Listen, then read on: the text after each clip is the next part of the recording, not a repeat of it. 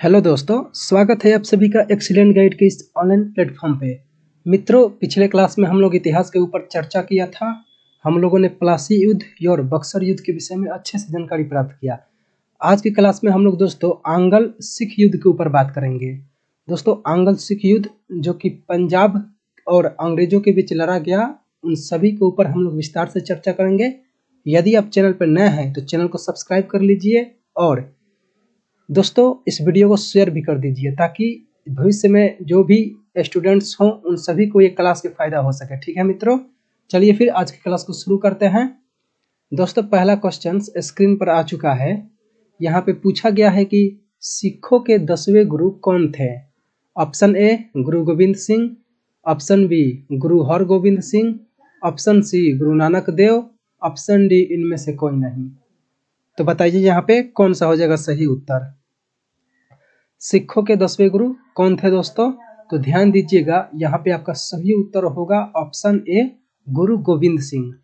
दोस्तों, इनका जन्म स्थान पूछा जाए तो आप पटना पाटलिपुत्र याद रखिएगा। ठीक है, पटना पाटलिपुत्र, पटना का ही प्राचीन नाम पाटलिपुत्र है। तो यहाँ पे इनका जन्म हुआ था और ये सिखों के 10वें गुरु थे दोस्तों। ठीक है, और यदि गुरु गोविंद सिंह के विषय में आप और भी देखिए, यहाँ पे कहा गया है कि गुरु गोविंद सिंह का मुलाकात माधो दास से हुआ। दोस्तों, क्या हुआ था कि गुरु गोविंद सिंह का पटना में जन्म हुआ था, लेकिन वो घूमते घूमते मतलब अपनी युवा अवस्था में वो गए दक्षिण के तरफ गए थे दोस्तों, साउथ के तरफ। मान लीजिए ये इस प्रकार से भाग है भारत का, तो ये दक्षिण की तरफ आए थे इधर। तो दक्षिण की तरफ आए थे तो इनका मुलाकात हुआ था माधो दास से दोस्तों, माधो दास से। और माधो दास का जो मूल नाम था वो लक्ष्मण देव था। आपसे पूछा जाता है, ध्यान रखिएगा, क्योंकि यही माधो दास आगे चल के बंदा बैरागी होते हैं, बंदा बहादुर होते हैं।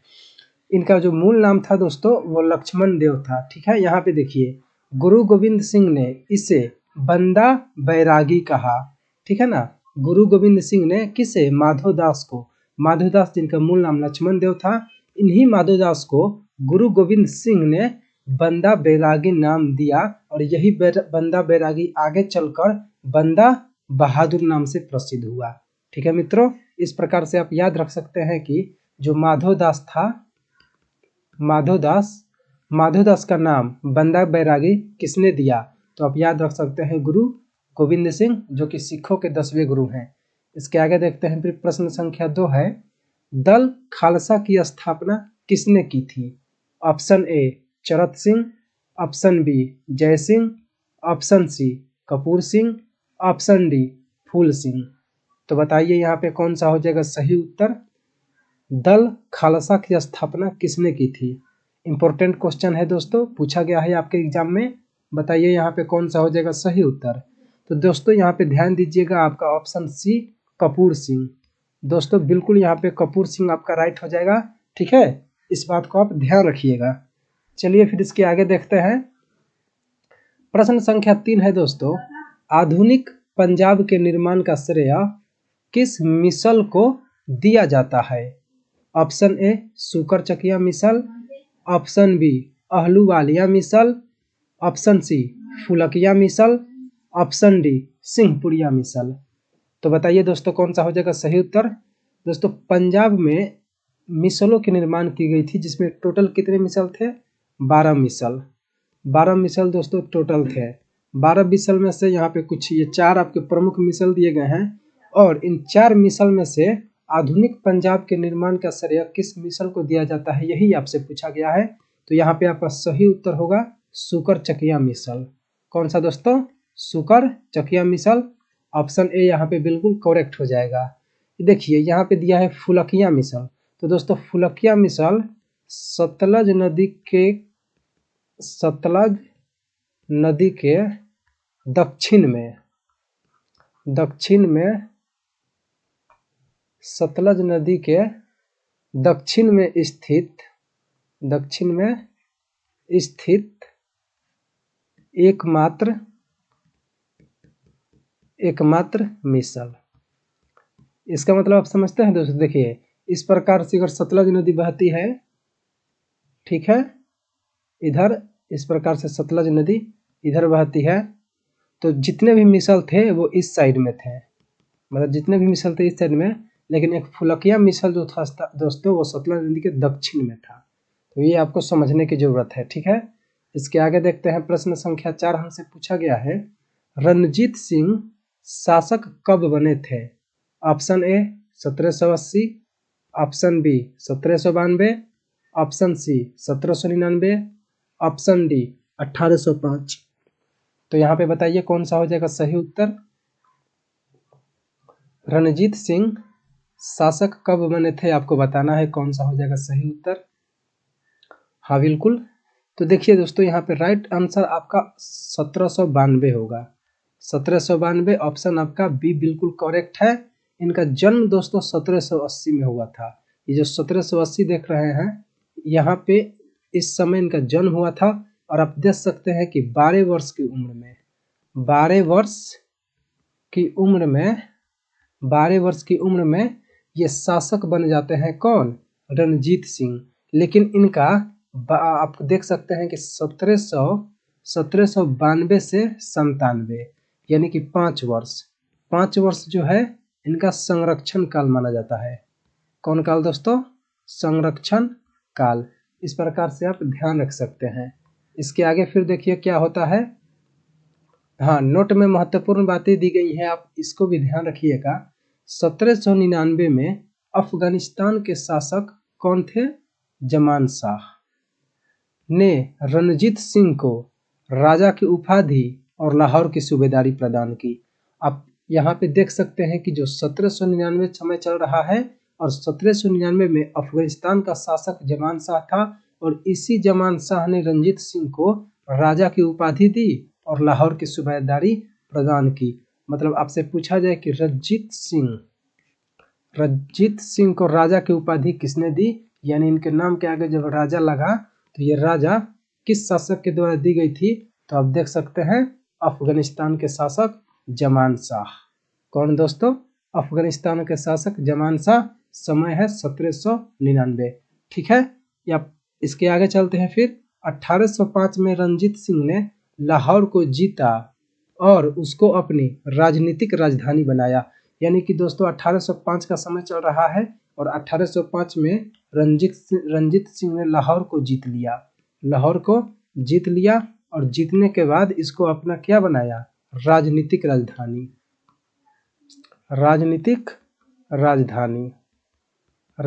राजधानी बनाया। अब आपसे पूछा जाए कि रणजीत सिंह ने राजनीतिक राजधानी लाहौर को बनाया तो धार्मिक राजधानी किसे बनाया था? तो वो बात भी यहीं पे लिख दिया हुआ है कि रणजीत सिंह का जो धार्मिक राजधानी था दोस्तों वो अमृतसर था, ठीक है। इस प्रकार से आप याद रख सकते हैं कि जो लाहौर था वो राजनीतिक राजधानी था और अमृतसर धार्मिक राजधानी था। इसके आगे देखते हैं। रणजीत सिंह की सेना की तुलना ब्रिटिश सम्राट क्रोमवेल की लौह सेना से की जाती है।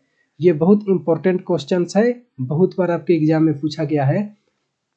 प्रश्न ऐसे पूछा जाता है कि कौन से शासक की सेना की तुलना ब्रिटिश सम्राट क्रोमवेल की लौह सेना से की जाती है? आपके ऑप्शंस दे देंगे 4, जिनमें आपको सिलेक्ट करना होता है। तो आप याद रख सकते हैं वो राजा कौन थे? वो राजा थे राजा रणजीत सिंह।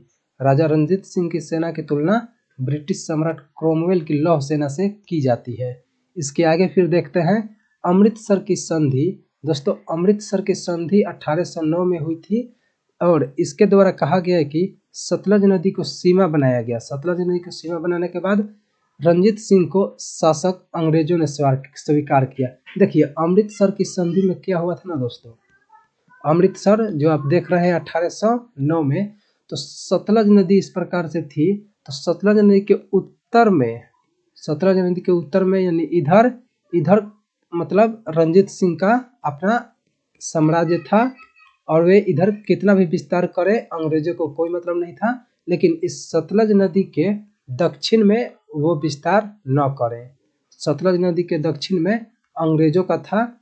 इस प्रकार से यह मतलब सतलज नदी के उत्तर में राजा रणजीत सिंह और सतलज नदी के दक्षिण में अंग्रेज।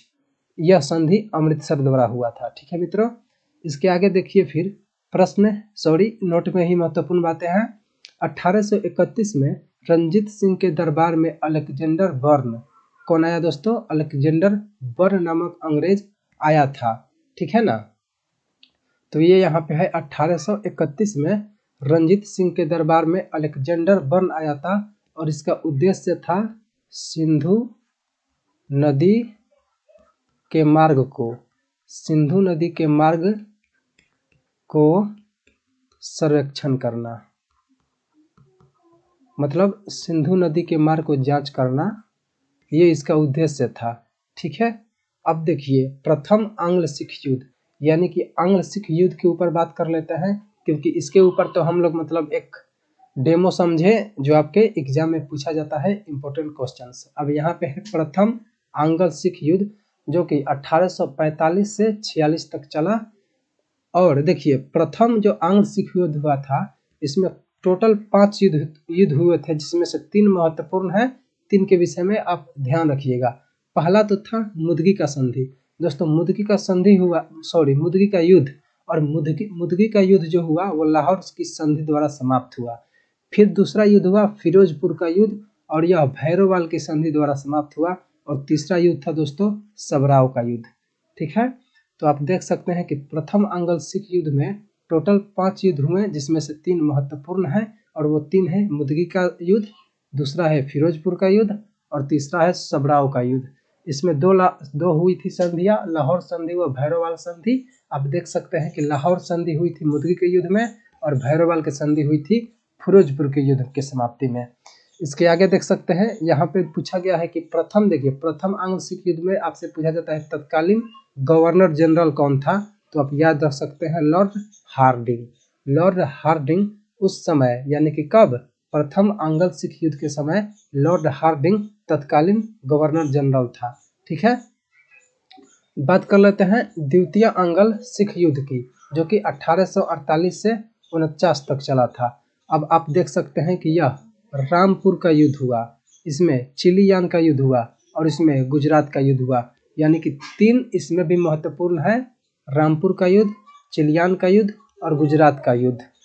तीनों में अंग्रेजों की जीत हुई थी, यानी इन तीनों में अंग्रेजों की जीत हुई थी। इसके आगे देखिए, और यहाँ पे अब जो है तत्कालीन गवर्नर जनरल वो है लॉर्ड डलहौजी, क्योंकि आपने प्रथम आंग्ल सिख युद्ध देखा तो उस समय तो हार्डिंग था, प्रथम आंग्ल सिख युद्ध के समय हार्डिंग, लेकिन दूसरे आंग्ल सिख युद्ध के समय डलहौजी है। कौन है मित्रों? इसमें है डलहौजी।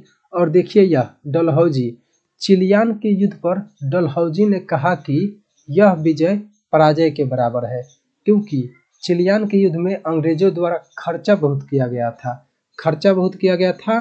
तो आप इसी तरह बोलता है कौन? डलहौजी कहता है कि चिलियान के युद्ध पर कहा कि यह विजय पराजय के बराबर है, ठीक है। और जो गुजरात का युद्ध हुआ था उसको देखिए क्या कहते हैं, गुजरात का युद्ध तोपों का युद्ध कहलाता है, ठीक है। गुजरात का दोस्तों युद्ध तोपों का युद्ध कहलाता है। और आप देख सकते हैं कि जब ये जो प्रथम आंग्ल सिख और द्वितीय आंग्ल सिख हुआ था, इसमें शासक जो थे वो दिलीप सिंह थे, दिलीप सिंह। और अंग्रेज में भी आप देखें गवर्नर जनरल एक बार, फर्स्ट बार में तो था हार्डिंग और दूसरे बार में था डलहौजी। इसके आगे देखते हैं, दिलीप सिंह की मृत्यु पेरिस में हो गई दोस्तों। दिलीप सिंह की मृत्यु पेरिस में हुई थी और अंतिम संस्कार लंदन में हुआ, ठीक है ना। दिलीप सिंह दोस्तों वो लंदन गए थे, और लंदन जाने के बाद वहाँ पे उन्होंने ईसाई धर्म ग्रहण कर लिया था, ईसाई धर्म ग्रहण कर लिया था। इनकी मृत्यु पेरिस में हुई और अंतिम संस्कार लंदन में हुआ था। फिर देखिए यहाँ पे शाहसूजा दोस्तों मैं बता दूं, रंजीत सिंह के समय पिछले क्लास में मैं आपको बताया भी हूँ, त्रिगुट का संधि हुआ था। त्रिगुट संधि में ऐसा कहा गया था कि यदि शाहसूजा को अफगानिस्तान का शासक बनाया जाए, ऐसा कहा गया था त्रिगुट संधि में। तो शाहसूजा ने कोहिनूर का हीरा महाराजा रंजीत सिंह को दिया था। आप जानते हैं कि कोहिनूर का हीरा जो कि मतलब बहुत बड़ा हीरा है, जो कि वर्तमान ब्रिटेन में है, वह भारत के ही गोलकुंडा खान से निकाला गया था। तो देखिए कोहिनूर का हीरा महाराजा रंजीत सिंह को दिया था। फिर अंग्रेजों ने इस हीरो को रंजीत सिंह से ले लिया वर्तमान में यह हीरा ब्रिटेन में है। ठीक है मित्रों, तो उम्मीद करता हूँ कि ये बहुत अच्छे से आपको समझ में आ गया होगा। यहाँ पे आप दिलीप सिंह कर लीजिएगा, दिलीप सिंह।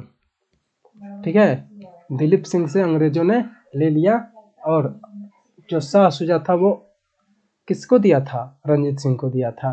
ठीक है मित्रों, तो ये जो आप देखें दोनों सिख युद्ध, इससे आपके एग्जाम में प्रश्न पूछे जाते हैं, आप ध्यान रखिए इन सब चीज़ को। तो उम्मीद करता हूँ कि ये सब आपको अच्छे से समझ में आ गया होगा। यदि आप चैनल पर नए हैं तो चैनल को सब्सक्राइब कर लीजिए।